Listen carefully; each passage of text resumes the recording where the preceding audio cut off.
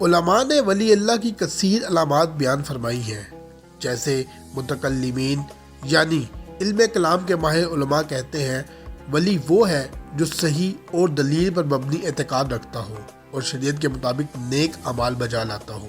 بعض عارفین نے فرمایا کہ ولایت قرب الہی اور ہمیشہ اللہ عز و جل کے ساتھ مشغول رہنے کا نام ہے۔ جب بندہ اس مقام پر پہنچتا ہے تو اس کو کسی چیز کا خوف نہیں رہتا اور نہ کسی شے کے فوت ہونے کا غم ہوتا ہے۔ حضرت عبداللہ بن عباس رضی اللہ تعالی عنہ فرماتے ہیں کہ ولی وہ ہے جس کو دیکھنے سے اللہ تعالیٰ یاد آئے، یہی طبری کی حدیث میں بھی ہے۔ ابن زید نے کہا کہ ولی وہ ہے جو ایمان اور تقوی دونوں کا جامع ہو۔ بعض علماء نے فرمایا کہ ولی وہ ہے جو خالص اللہ کے لیے محبت کرے۔ اولیاء کی یہ صفت بکثرت احادیث میں ذکر ہوئی ہے۔ بعض بزرگان دین نے فرمایا ولی وہ ہے جو اطاعت یعنی فرما برداری سے قرب الہی کی طلب کرتے ہیں اور اللہ تعالیٰ کرامت سے ان کی کارسازی فرماتا ہے، یا وہ جن کی ہدایت کا دلیل کے ساتھ اللہ تعالیٰ کفیل ہو اور وہ اللہ تعالیٰ کا حق بندگی ادا کرنے اور اس کی مخلوق پر رحم کرنے کے لیے وقف ہو گئے۔ السلام علیکم ناظرین، میں ہوں محمد نعیم اختر اور آپ دیکھ رہے ہیں المعارف ٹی وی۔ ناظرین، ویڈیو کا آغاز کرنے سے پہلے آپ سے گزارش ہے کہ اگر ابھی تک آپ نے ہمارا چینل سبسکرائب نہیں کیا تو پلیز ہمارا چینل سبسکرائب کر لیجئے اور ساتھ بیل آئیکن کے بٹن کو بھی دبا دیجئے تاکہ ہماری آئندہ آنے والی تمام ویڈیوز کا نوٹیفیکیشن آپ کو موصول ہو سکے۔ آج ہم جن ہستی کا ذکر کریں گے ان کا نام ہے حضرت سفیان ثوری رحمۃ اللہ علیہ۔ آپ بزرگان کبار میں سے ہیں۔ لوگ عام طور پر آپ کو امیر المومنین کہا کرتے تھے۔ علوم ظاہری اور باطنی میں صاحب کمال اور بے نظیر تھے۔ درا اور تقوی میں انتہائی درجے تک پہنچے ہوئے تھے۔ ادب اور تواضع بھی بے حد و حساب تھی۔ بہت سے مشائخ کبار کی صحبت میں رہے۔ آپ بادشاہ صاحب درا تھے۔ جب آپ ماں کے پیٹ میں تھے تو آپ کی والدہ نے ایک ہمسائی کے ہاں جا کر کھٹائی ایک انگلی سے چاٹ لی، جس کی وجہ سے آپ نے پیٹ میں اس قدر اچھلنا اور سر مارنا شروع کیا کہ مجبوراً آپ کی والدہ کو ہمسائی کے پاس جا کر معافی مانگنی پڑی۔ آپ کی توبہ کا قصہ یوں ہے کہ ایک دن جب آپ مسجد میں داخل ہوئے تو مسجد کے اندر غلطی سے پہلے بایاں پاؤں رکھ دیا۔ اسی وقت آواز آئی کہ اے سور، سور نہ بن، یعنی کہ بیل نہ بن۔ یہ آواز سن کر آپ بے ہوش ہو گئے۔ ہوش آنے پر اپنی داڑھی مبارک کو پکڑ کر اپنے منہ پر تماچے لگانے لگے اور کہا کہ بے ادب، تو نے ادب کے ساتھ مسجد میں پاؤں کیوں نہیں رکھا؟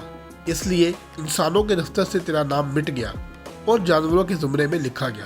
اسی وجہ سے آپ کو سوری کہتے ہیں۔ فرماتے ہیں کہ میں نے کوئی ایسی حدیث نہ سنی جس پر عمل نہ کیا ہو۔ آپ فرماتے تھے کہ لوگوں، حدیث کی زکوٰۃ ادا کرو۔ پوچھا گیا کہ حدیث کی زکوٰۃ کیا ہے؟ فرمایا کہ 200 حدیثوں میں سے کم از کم 5 پر ضرور عمل کرو۔ ایک مرتبہ خلیفہ وقت نماز پڑھ رہا تھا۔ آپ پیچھے کھڑے تھے۔ نماز کے دوران خلیفہ بار بار اپنی داڑھی کو سنوارتا تھا۔ آپ نے فرمایا کہ ایسی نماز قبول نہیں ہوتی، قیامت کے دن اس نماز کو تمہارے منہ پر دے ماریں گے۔ خلیفہ نے کہا کہ آہستہ بولو۔ آپ نے فرمایا کہ میں حق بات کہنے میں بزدلی نہیں کرتا۔ خلیفہ کو اس بات کا رنج پہنچا اور اس نے حکم دیا کہ اس شخص کو سولی پر چڑھا دیا جائے تاکہ دوسروں کو عبرت ہو۔ جس روز آپ کو سولی پر چڑھایا جانا تھا، آپ اس دن ایک بزرگ کی بغل میں سر رکھے ہوئے تھے۔ سفیان بن اینیا پاس بیٹھے ہوئے تھے۔ جب ان دونوں بزرگوں کو سولی پر چڑھائے جانے کا حال معلوم ہوا تو انہوں نے جگا کر حالات سے خبردار کرنا چاہا، لیکن آپ اس وقت جاگ رہے تھے۔ پوچھا کہ کیا معاملہ ہے؟ انہوں نے ماجرا بیان کرتے ہوئے خلیفہ پر اپنی ناراضگی ظاہر کی۔ آپ نے فرمایا کہ مجھ کو اپنی جان عزیز نہیں، لیکن احکام شریعت کو بجا لانا فرض ہے۔ پھر درگاہ الہی میں دعا کی کہ اے خداوند ان کو بری طرح گھیر۔ چنانچہ اسی وقت خلیفہ وہاں اپنے اہالی و موالیوں کے چھت کے نیچے دب کر مر گیا۔ ان دونوں بزرگوں نے یہ ماجرا دیکھ کر کہا کہ مستجاب الدعوات تم جیسا ہو، اتنی جلدی کوئی دعا ہم نے قبول ہوتے نہیں دیکھی۔ آپ نے فرمایا کہ میں نے اپنی آبرو درگاہ الہی میں نہیں کھوئی۔ جب دوسرا خلیفہ تخت نشین ہوا تو وہ آپ کا حلقہ بگوش بن گیا۔ ایک مرتبہ آپ بیمار ہو گئے۔ تب خلیفہ اپنے ایک خاص حاذق طبیب کو، جو کہ ایک یہودی تھا، ہمراہ لے کر علاج کے لیے آپ کی خدمت میں حاضر ہوا۔ جب طبیب نے آپ سے آپ کا حال پوچھا تو آپ نے فرمایا کہ خوف الہی سے میرا جگر پارا پارا ہو چکا ہے۔ طبیب یہ سب کچھ دیکھ کر کہنے لگا کہ جس مذہب میں ایسے مردان خدا ہوں وہ مذہب باطل نہیں ہو سکتا، لہٰذا وہ طبیب وہی مسلمان ہو گیا۔ خلیفہ نے یہ حالات سن کر کہا، میں نے طبیب کو مریض کے پاس بھیجا تھا، مگر یہ خبر نہ تھی کہ مریض کو طبیب کے پاس بھیج رہا ہوں۔ حضرت عبداللہ مہدی کہتے ہیں کہ موت کے وقت آپ نے فرمایا کہ میرا منہ زمین کی طرف رکھو، چنانچہ آپ کے حکم پر آپ کا منہ زمین کی طرف رکھا گیا اور لوگ آپ کے پاس آ کر جمع ہو گئے۔ آپ نے سرہانے کے نیچے سے 1 روپوں کی تھیلی نکالی اور فرمایا کہ اس کو صدقہ کرو۔ لوگوں نے کہا آپ نے تو فرمایا تھا کہ دنیا جمع نہیں کرنی اور خود اس قدر مال جمع کر رکھا ہے۔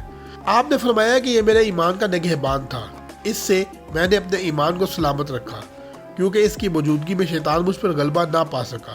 اگر وہ کہتا کہ آج کیا کھاؤ گے اور کیا پہنو گے تو میں کہتا کہ میرے پاس زر ہے۔ اگر کہتا کہ تیرے پاس کفن نہیں تو میں اس کو یہ روپے دیتا تھا اور اس کے وسوسے کو رفع کر دیتا تھا، اگرچہ مجھ کو اس کی ضرورت نہ تھی۔ یہ کہہ کر کلمہ شہادت پڑھا اور رحلت فرما گئی۔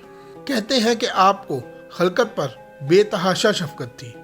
ایک دن آپ نے بازار میں دیکھا کہ ایک پرندہ پنجرے میں تڑپ رہا ہے۔ آپ نے فوراً اس کو خرید کر آزاد کر دیا۔ چنانچہ وہ پرندہ روز آپ کے گھر آتا، آپ ساری رات نماز میں رہتے تو وہ پرندہ آپ کو دیکھتا رہتا۔ جب لوگ آپ کا جنازہ لے جا رہے تھے تو وہ پرندہ اپنے آپ کو دے مارتا تھا۔ پھر قبر سے آواز آئی کہ اللہ تعالیٰ نے سفیان کو اس وجہ سے بخش دیا کہ وہ خلقت پر مہربان تھا۔ ناظرین، مزید اس طرح کی ویڈیوز کو دیکھنے کے لیے ہمارے چینل کو لائک کریں، شیئر کریں، سبسکرائب کریں۔